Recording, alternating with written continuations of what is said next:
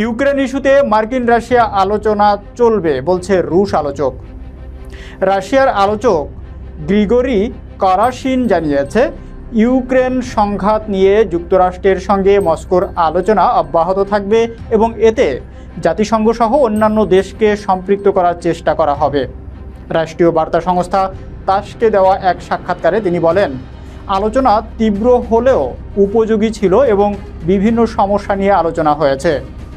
কারশিন স্বীকার করেন যে সব বিষয়ে সমাধান বা একমত হওয়া এখনও দূরের ব্যাপার, তবে আলোচনা গুরুত্বপূর্ণ। রাশিয়া চাই আন্তর্জাতিক সম্প্রদায়, বিশেষ করে জাতিসংঘ, এতে যুক্ত হোক।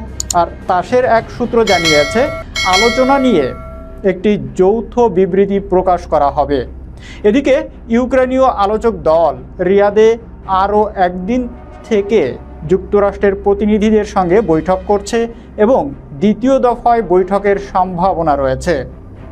সোমবার সৌদি আরবের একটি বিলাসবহুল হোটেলে 12 ঘণ্টাব্যাপী যুক্তরাষ্ট্র রাশিয়া আলোচনা অনুষ্ঠিত হয়। প্রেসিডেন্ট ট্রাম্প দ্রুত যুদ্ধ সমাপ্তির জন্য চাপ দিচ্ছে এবং আশা করা হচ্ছে এই আলোচনা যুদ্ধবিরতির পথ সুগম করবে।